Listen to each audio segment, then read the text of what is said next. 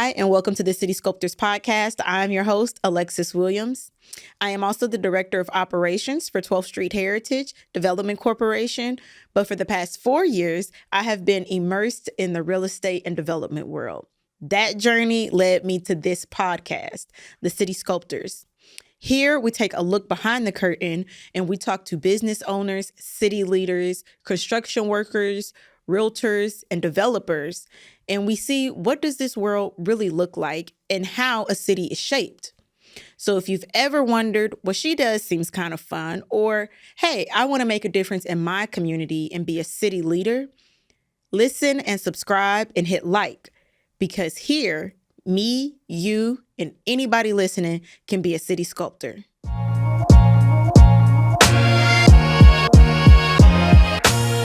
Welcome back to the City Sculptors Podcast. I am your host, Alexis Williams, and today we are joined by Mr. Andy Rieger, somebody who really embodies bringing history into the future. Mr. Andy Rieger is the great-great-great-grandson of Jacob Rieger. I had to read that because I didn't realize how many greats it was. Very great. Yes.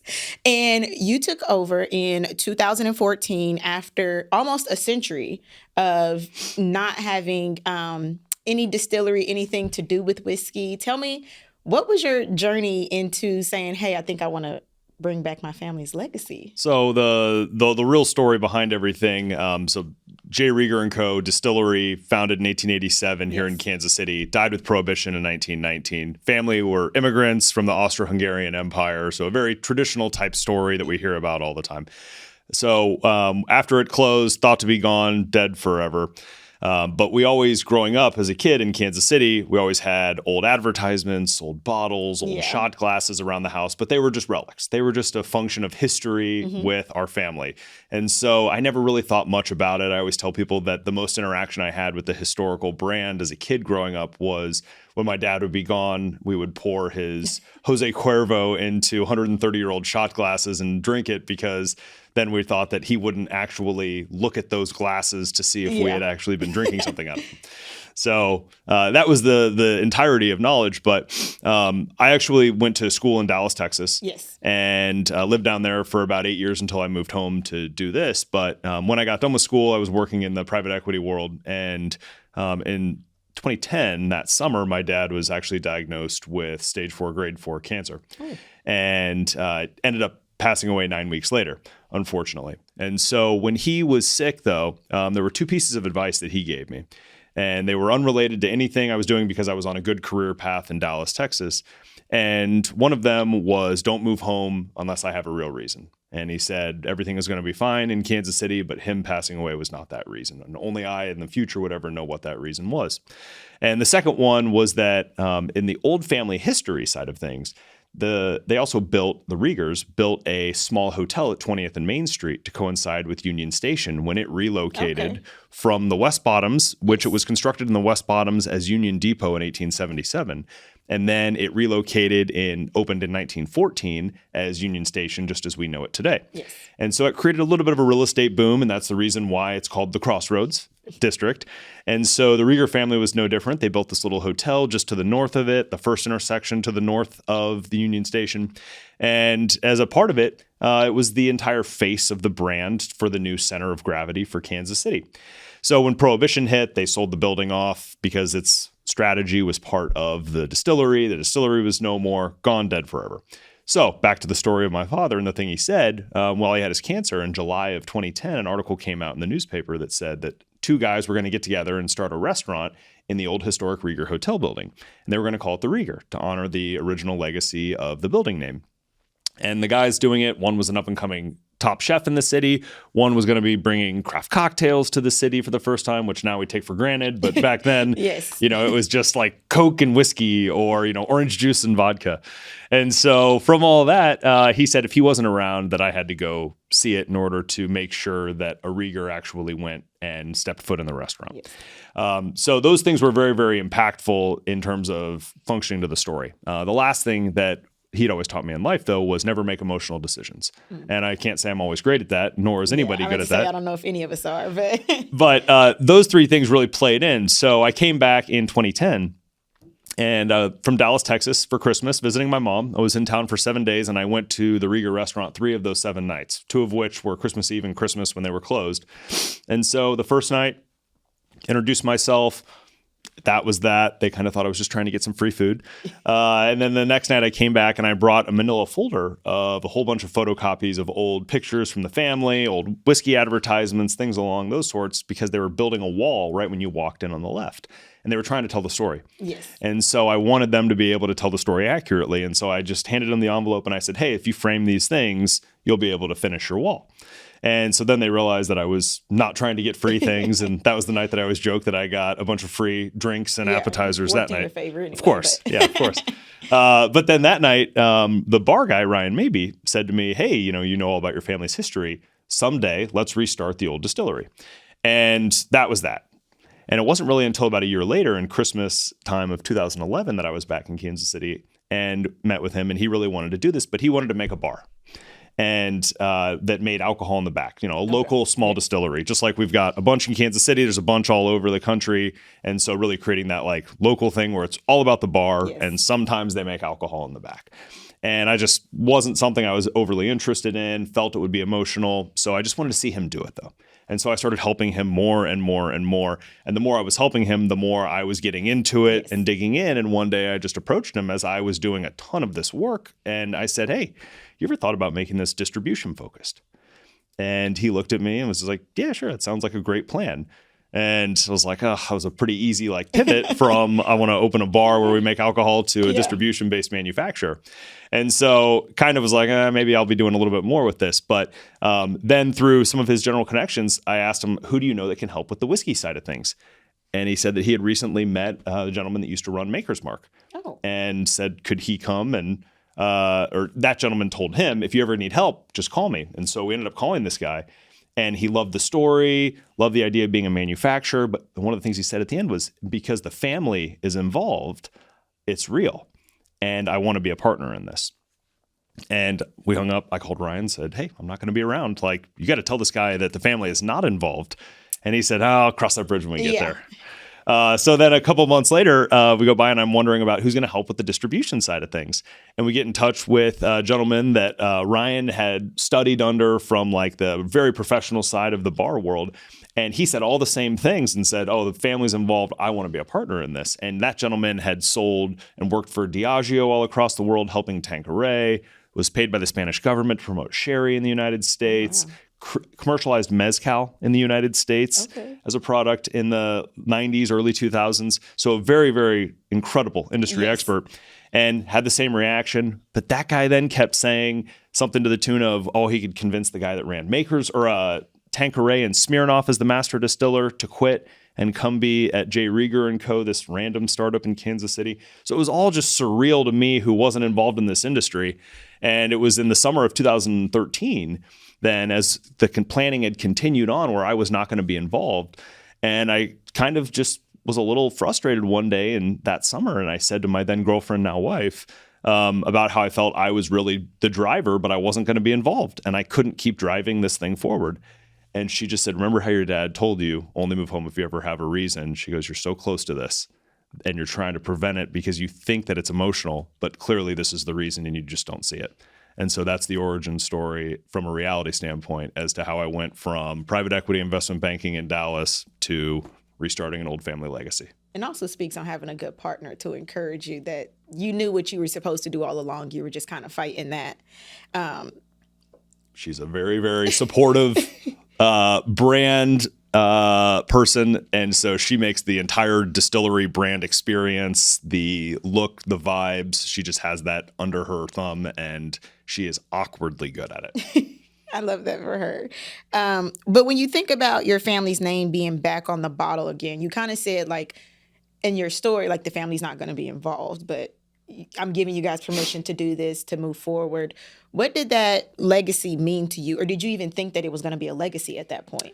So an easier question for the viewers, listeners to understand on that side is, everyone always says to me, how weird is it to see your name on a bottle? Yeah. And I start there because growing up, my name was Rieger. That's what everybody called me. Everybody would call me Rieger. And one part of that started because, first off, my father was always called Rieger. Don't know why. People call us by our last name. Yeah. Now people don't really call me by my last name so much cool because last name, it's right. There's a bunch of dogs and cats that have been named Rieger over the years, which is kind of fun to see. But being able to have that on a bottle now, I joke with people a lot, and being that this is a lot about that entrepreneurship build, I always tell people, don't ever start a business with your own name on it, because the standards that you are held to then is something that, while they are very, very good and very high standards, you have no ability to deviate at all and do sometimes what you feel you have to do. You always have to do the best thing for your actual personal name. And so you can't make sometimes true, honest business decisions. You have to make true, almost moral decisions more frequently than honest business decisions. But being able to have that name on the bottle, there's a lot of elements where when we started out, we didn't want to be known as a craft brand. And the thought was that because so many people use that word from a marketing standpoint. Yes. And so we really coined, and I don't want to say coined like we started, but we really focused on authentic. Because we were a real company. We were a real company that died. We were a real story. We were the real family that had the company back in the olden days. And so the opportunity to be able to revive that legacy was authentic. Yes. It's not made up. As so many distilleries have stories that they just borrow a little fraction of history and they try to make it their own. Pass it down, and somebody told them. Yeah, and it's not, they had nothing to do with it. Family doesn't, or it's just a totally made up story altogether.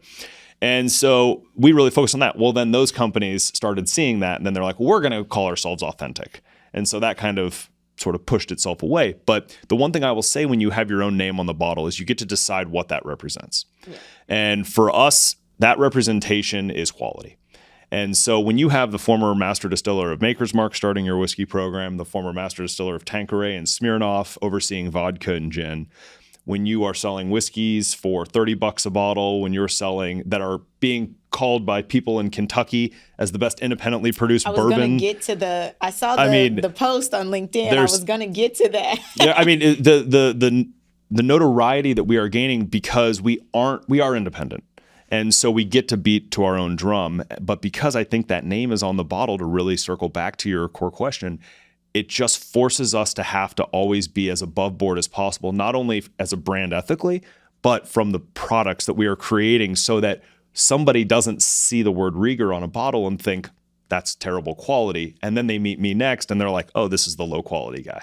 Yes. And, Kansas City, I always say, multiple people have been on the podcast, and we're a big, small city. What I tell people is it's easy to know a lot of people here, but so it's kind of small, but it's ever growing, and your brand has really seemed to take off beyond Kansas City. I did see the LinkedIn post, and so how does that make you feel when people compare it? And the post said he was shocked that it was voted to be number one. Yeah, so you're referencing and this is the thing that we always try to talk about, and I do a lot of public speaking right now, and one of the things that I'm always talking about when I'm doing public speaking is the word quality. And I've already hit on that today. Yes. But I mean, that is a big thing. Quality is big for what you do. Because you can't fake quality, right? At the end of the day, you can tell somebody something's quality, but as soon as you buy it or hold it, or taste it, you're going to quickly know yourself as Alexis that this is truly quality, or this person lied to me. And if that person lied to you about quality, guess what? You don't trust their quality standard anymore. Mm-hmm. And so they have ruined their brand recognition with you. And so thinking about that, all too often with quality, we like to use your phrase, big, small city, we like to really think of ourselves in Kansas City as this awesome, cool city. And we all feel that way. Every single person sitting in this room right now. Yes. And I always, when I do public speaking, I always ask the audience and I say, what year do you feel that we as a city became cool? And I'll ask you the question right now. What year would you say Kansas City became cool? Okay, I'm younger, so I feel like once I was able to start going out in the city of age, probably like 2018. Okay, so that's the latest anyone's ever said. Yes. So normally normally people say like people end in like the 2011 to 2014. Like it started when we first got Google was going to put Google Fiber here first, and people were like, Kansas City? I feel like Power and Light kind of helped a little. It started the movement. And then in 2013, we had another big event. Sporting won the cup. And so it was like, whoa, we can win sports, because we had never won sports pretty much in our lifetimes. I remember that. I was in high school then. And then 2014, look at you. I know. That's what I'm like. And then 2014 rolls around, and then the Royals make it to the World Series for the first time. And then we're on this even bigger, almost global stage at that point. And so that was when really we felt that we were this great, awesome city. And we love everything about Kansas City, and we all love living here, and no one wants to move away. But our population hasn't changed since. And it's kind of a weird thing to think about how when we look at Kansas City and how incredible it is, but other people from the outside don't see it as such. It's an affordable city. Yes. We have great services. We have great school systems. We have great housing. Cost of living, like I mentioned, is so low. Transportation, you can get anywhere. But people aren't moving here. Yeah, we have no traffic either. Yeah. I mean, I was just in Mexico City last week, and you want to talk about traffic. Whew, yeah, I love the no traffic here. Total nightmare. But that element, I really revert that back to that quality standard. And it's so often that I feel that people in Kansas City give a pass to things in Kansas City because it's local. And they don't ever take it to that next step of quality. And so being able to have something of quality that's made in Kansas City is something you almost have to fight for. People give it the benefit of the doubt and say, oh, this is ours, it's Kansas City, but they don't ever really look at it from a quality standpoint. But then people here that are trying to be critical don't view, to get back to where this question was leading. There was a group, the Kansas City Bourbon and Whiskey Society, or something of that sort. Like a Facebook page. And they did a blind tasting. And they selected a whole bunch of bottles that were under $60 a bottle. And our bourbon is $30 a bottle. And a bunch of also had to be under or at 100 proof. So that allowed bottled in bonds to be in place. And they had no age restriction whatsoever. Our bourbon's 5 years old. And they did it completely blind, and ours won. Number 2 was Eagle Rare 10-year. Ours is 5 years old. Theirs is 10 years old, which means age is not an exclusive factor of quality. 1792, which is a really big brand that's really high end, their bottled in bond was number 5 on the list. And so they put in the post, we were a little surprised. Yes. Which told you everything with that comment, that most people don't expect the quality standard to be very high when they are industry or categorical experts of Kansas City. So we almost have to retrain them that, hey, we are not a local company. We just happen to be based locally. I think also the price too. The price is incredible. Yeah, I meant to say is a shocker for people as well. Like, oh, well, $30, we'll try it, but how great can it be? Exactly. And that's I would say in the liquor world, it's something that we battle a lot. And, I've seen products that are made, geographically, I'll say locally, but regionally, that are over twice as much as ours. And I tried a whiskey at a liquor store one time, and it was about 2.5 times ours. And when I tell you it was one of the not best tasting whiskeys I've ever had, it was one of the not best tasting whiskeys I've ever had. And I was with the store owner, and I just said, what do you do if somebody buys this bottle and puts it on the counter and you're here? He goes, I probably tell them to put it back and grab yours. And I go, what if you're not here? And he goes, well, they'll take it home and probably not be very happy. And I go, why do you carry it then? Like, isn't that part of your brand? Aren't you supposed to also promote general quality within your store so that you know your customers are getting a good deal? And I said, what if they come back and they tell you that it was bad and you say, I know you should have bought the Rieger bottle. It's less than half the price. I said, do you think they're going to look at it and say, oh, I'll try that one? Or you think they're going to say, well, this is an independent brand and it was $70-something and it was not good at all. Here's one that's less than half the price. I'm sure it'll be better. I go, that's not how people think at all. And so to your point, we have to recognize that price doesn't necessarily dictate quality in the spirits world. Our pricing is set so that bars can afford to use it. So that's always our big thing, is we want to ensure that it is accessible to everybody. But because we are independent, we can have our own unique quality standard and not have to report to public shareholders. That's very interesting, because especially in the liquor industry, you would think price does equal quality, or the age of the liquor and how long it sits, equals quality as well. So, but you've talked about how you've kind of gotten into different things, your experience. You've kind of been a trendsetter or paved the way, as your previous family did years ago. You've expanded into the electric garden park, and you've started doing distillery tours. You've brought back kind of that enjoyment of Kansas City. When we go out, I've gone out of town. When most people go out of town, you have the bar walks or wine tours and things like that. How did you think, like, we need to bring this to Kansas City?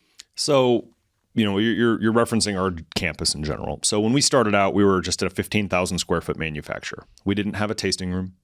We didn't have a gift shop. We didn't have a formal tour program. We were just a manufacturer in 15,000 square feet in the original origin neighborhood of Kansas City, which is largely known as the East Bottoms, and our specific area is known as the Historic Electric Park District. And so being in a historic neighborhood was very important to us. Reviving a historical brand in a historical neighborhood, it all makes sense. The two and two go. But after about 2 years, we realized that was not going to suit us much longer, 15,000 square feet. We were positioned right next to this historical 50,000 square foot brick building that was absolutely gorgeous. And we were always the caretaker of it for the landlord who owned both buildings. And it was boarded up. It had no working utilities. It had no interior walls at all. And so it was this empty building that was incredible, that used to be a bottling plant, and they had 2 pasteurizer machines. So the first floor was 12 inches thick of concrete. The second floor was 3 inches thick of wood. And so being able to have this building that was in such incredible shape, but needed unlimited TLC, was really something that we felt was a good challenge for our brand to be able to call it and situate it as our home forever. So after acquiring the property, I kind of taught myself how to do development in that sense, and tax credits and things along those lines, and created this stack more or less of financial tools in order to create this campus experience that was going to bring a lot of people to a neighborhood they typically would never go to. And so we're on a very severely distressed economic census tract. Yes. And to be able to get people that aren't typically used to going to that type of a neighborhood, it takes a lot. And so the general thought process was, because we are an owner-occupier, so it's our building now. Yes. We don't have a landlord that we rent from that was only willing to put a certain amount in. We looked at it and said, what do we need to do in order to make our brand successful 20, 30 years from now? And being a steward, that was something the former director of city planning told me during this process, was he said, stop thinking like an owner and think like a steward, so that your decisions today allow somebody 100 years from now to do the next renovation on this building, because it is such a special property. And so being able to really take this historical building and utilize it as a tool, we started with carrots as the first thing. How many different carrots can you create that make this idea that if you, Alexis, say to the room, hey, let's all go down there, and everyone says yes, you don't realize it, but every single person in this room might be saying yes for a completely different reason. Mm. And so those are those elements of carrots. And so those carrots, historical building, really good landscaping all throughout, historical exhibit that's 4,000 square feet. It's a real historical exhibit. It's not a cabinet where you just try to like makeshift a story. We have a full gift shop, obviously. Then we start to get to the fun. We have a large scale tasting room right next to our production floor. Our production floor has 4 distillation systems. We've got 10,000 barrels total on our campus. We've got a second floor social lounge that is called the Monogram Lounge that overlooks production. And it has its own unique food and drink offerings. You leave that bar via a slide. The basement, you have the Hey Hey Club, which is a high-end cocktail bar. It has its own unique food and drink offerings. So now we have completely different setups. Then outside, we have a 1/4-acre garden bar, Electric Park, and it has its own unique food and offerings. And so the idea that everything has different food and drink, we really created this progressive mentality. But we also have tours. So it's a true distillery, but it's also an experiential offering. And one of the cool things about sort of those carrots and how we built it is we're getting architects from Kentucky that even have come to Kansas City when they're redoing distilleries in Kentucky to see how we have access. I was going to say, it's a very unique idea when you think of a distillery, when you think of liquor. Like, the two usually don't really. Our biggest, going back on an earlier conversation, people always think to us, and I've run into this a few times where I say to people, oh, have you been to the distillery? And they will name another distillery based in Kansas City. And they'll say, oh, I've already been to one. I don't find it that impressive. Right. I don't need to come down. And I always go, I'm like, that's not what it is. It's an experience. It is. There. Yeah. I mean, we get developers from both coasts. I just hosted some from New York a couple weeks ago that were wanting to see sort of how we did everything because of the historic building in a rough neighborhood and things along those lines. But the second thing was carrots, and then first impression. Can't control someone's drive down. Can't control their experience with a train. Right. But I can control as soon as they lay eyes on our property, them saying, I know I've arrived. When they're walking up to the building, they're looking at it saying, this is one of the more impressive buildings I've ever seen. If you come at nighttime, the night lighting is absolutely gorgeous. When you walk in, you see manufacturing equipment. You see our name on the front. You see someone at the front desk welcoming you. You see a large historical exhibit to the right. You see gift shop to the left. So you can sort of picture, this is the company's name. They make something. They have history. These might be the products they make, but you don't see a bar. And so you recognize you're in a brand's home at that point in time. Mm-hmm. Then you walk to all the bar spaces and they all have their own first impressions of when you see them, murals, lit signs, things along those. So those are the first impressions, which then set the tone for the experience, which is the last thing.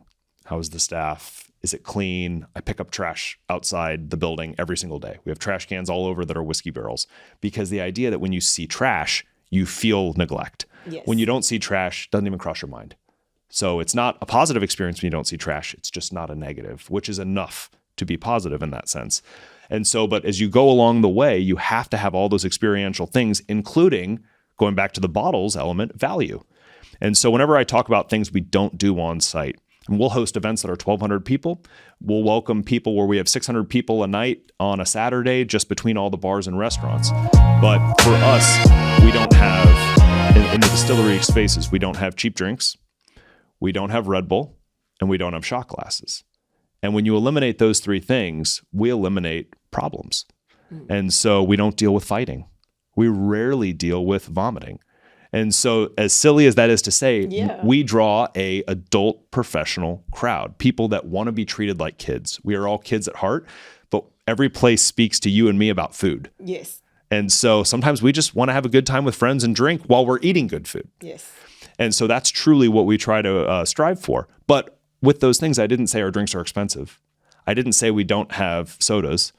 And I didn't say we don't offer neat pours. It's just a function of how you phrase and frame everything to let people know this is the type of experience that you can expect here. And we've had upwards of 200,000 people a year walk through our doors where there's no natural foot traffic of people walking by. So we're hopeful that we're doing the right thing. I think you are. And it's an experience that when people see it for the first time, they recognize it. So, okay. One of the last questions I want to ask you is, I mean, your work speaks for itself. Your brand kind of speaks for itself. But you've collaborated with other local makers, from coffee roasters to chocolatiers. Why in Kansas City? And I know we kind of talk about the Kansas City mentality, but why is that so important to partner with other Kansas City businesses for you? Well, so I want to hit on what you said there is other Kansas City businesses, but I want to take it a step further, that are of quality.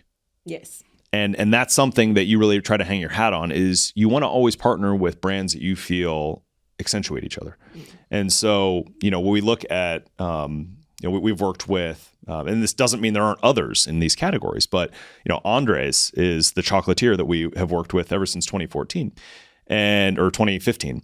And I'll never forget the first time that I met Rene Bollier. It was at a World War I museum event, and he and Ryan Mabey were on the stage amongst several others.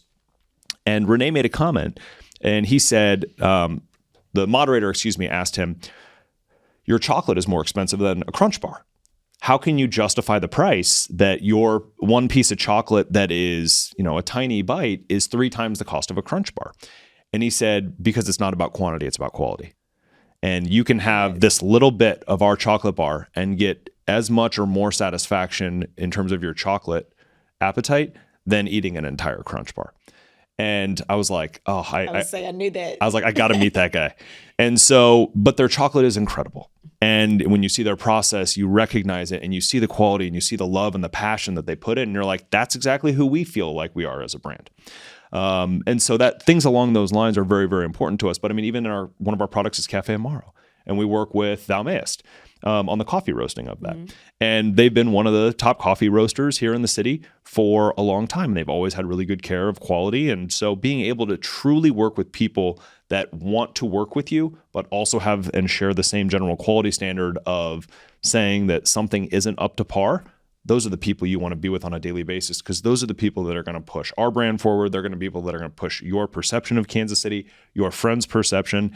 And it goes along the same lines of when people come into town, when they say, I always bring people to the Rieger Distillery, say, yeah, it's because they don't have this in their city.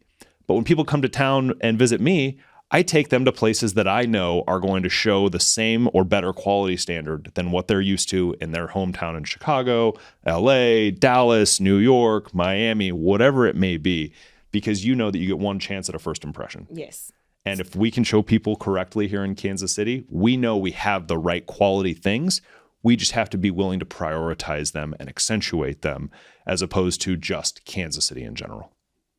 I love that answer. That answered the last question, because I was going to ask you, what do you think makes Kansas City such a great place for innovation, creativity, and entrepreneurship? But making sure those values align, I think, like you said, there's so many different places that we have here. We just need to show them. And Kansas City is a great place for our big, small city. I do think we're big, and we're forever growing, as we talked. I think it's a great space for entrepreneurs and those first-time businesses, as long as they do bring the quality that you've said. And if you are going to partner for our entrepreneurs watching, make sure your values align. Is there anything else that I missed? No. I just think that I mean, I hit on the quality thing so hard. I mean, we can't have enough quality, and quality can't be a word that somebody says. It has to be something somebody earns. And so I say this a lot, and this will be my closing bit, but when I do a lot of public speaking these days, I use quality as my main leveraging tool that I talk about. And I say and lead with, I was on a panel one time, and the moderator was in front of 250 CFOs. And the moderator asked me, how great is it that Kansas City supports Kansas City just because you're in Kansas City? And I looked around, and all the CFOs were just on their phones, super boring. They're like, this is a layup answer. We know he's just going to say it's great. And I go, it's awful. Everybody looked at me, total shock. And I said, here we are. We brought this brand back from the dead that Prohibition killed. We have gone from a 15,000 square foot manufacturer in a distress census tract to now our campus is 100,000 square feet, historical renovation, 200,000 people a year have walked through our doors. We have 4 different bars and restaurants on site. I go, now we also make products where we convince the former master distiller of Maker's Mark, the former master distiller of Tanqueray and Smirnoff, to all join our team and oversee our products, where we're getting people in Kentucky that are whiskey authorities that host the biggest competitions a year saying we're the best independent whiskey maker in the U.S. Magazines out of New York are saying we may be the best whiskey program, period, in the United States, Kentucky included. We're now getting local whiskey groups recognizing some of these things. You can buy our whiskeys for $30 a bottle. We're in 28 states and 5 countries. And I looked at the moderator and I go, but your question only revolves around my coordinates. And I go, so because of that and all the hard work we've done and how we're bringing all these people from outside in to see these aspects of Kansas City, and people are leveraging our brand to try to promote Kansas City, I go, all you care about is that I'm based here with that question. And so if that's all that matters, I might as well have made very average or terrible tasting product, sold it to you for a lot more money, and made it in a metal shed, because you'd give me the same level of credit. And when I got done, the whole audience was sitting there just like, it makes sense though. I get it. Like, yeah, we do need to accentuate the things that you can't just claim, but you have to earn. And earning that quality standard is something that I feel our city is up to. And we just have to push everybody by not resorting to our Midwestern hospitality values and just saying, oh, it's great, because it's from Kansas City. Like, we support our own. But instead saying, if we really like something and it's not great, we need to tell somebody. Yes. We need to say, you know what? I'm okay with confrontation, because it's not confrontation. It's for the betterment of everybody. Tough love is hard. When ChatGPT tells you every day that you're doing a great job and your ideas are awesome and amazing, that is not helping you at all. Not at all. And so you need that tough love. But if you can tell people that, hey, I really want to support your restaurant. It's close to my home and I love the ambiance, but your food, you really need to hire a consultant to really help with the food because the quality is just not there. What's the worst thing they say to you? No? Well, you already don't love it. Right. But you want it to be good, and you're being honest and you're being forthcoming and you're trying to get somebody to have a better quality. You make really great t-shirts. Please use a better t-shirt material. We really want you to be successful. The material you use is just cheap. You know, if no one gives this feedback, nobody knows, and they think they're doing the right thing. And then people from the outside looking in say, that quality standard maybe is not what I was expecting. Perfect answers. I rehearsed all these. Not at all. Well, he didn't get the questions, you guys. So this is straight off the dome. But not just the perfect answer. They're in depth. They're informative. They're educational to our audience, for everybody that wants to be city sculptors, the name of our podcast. And so we do believe everybody can sculpt their city in their own way, whether you're a developer like myself, a brand owner, you're a developer too. But brand owner, whatever it is, whatever industry you want to go into, you have a way to shape and sculpt your city. And he has shaped and sculpted Kansas City by quality. So that is something that our viewers will remember. Can I ask you some rapid questions? Let's do it. Okay. Whiskey, neat, or on the rocks? On the rocks. Okay. Favorite Kansas City hangout spot? Oh man. Favorite Kansas City hangout spot? Well, we're talking about bars and restaurants. Yes. I live in Prairie Village, so I have most of my coffees at French Market.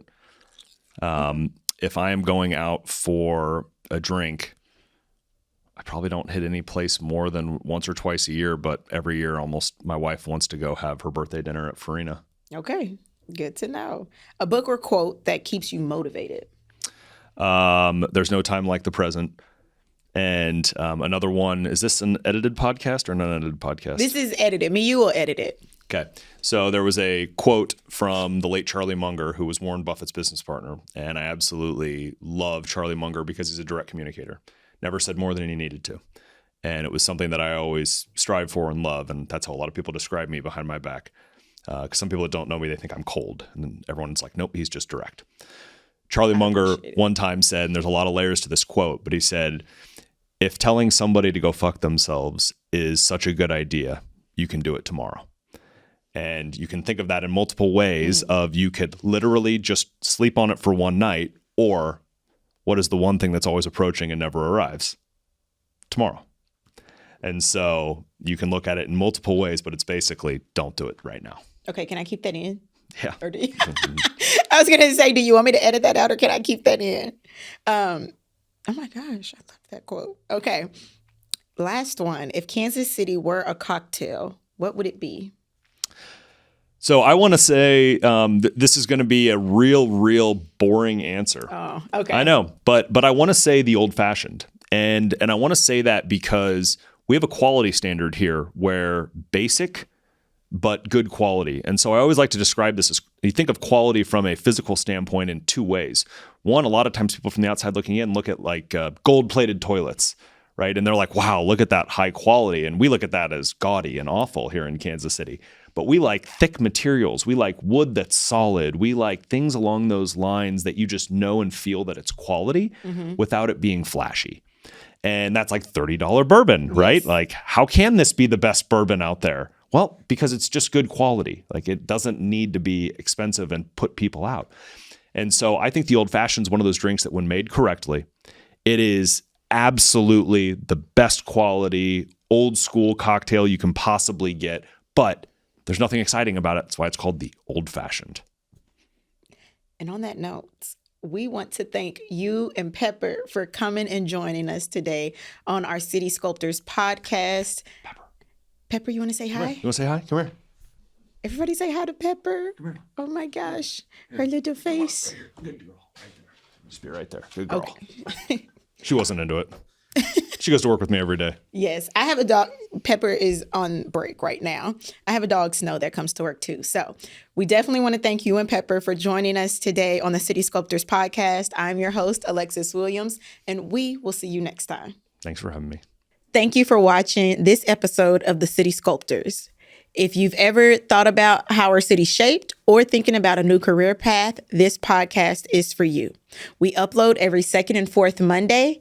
I'm your host, Alexis Williams, and this is the City Sculptors Podcast.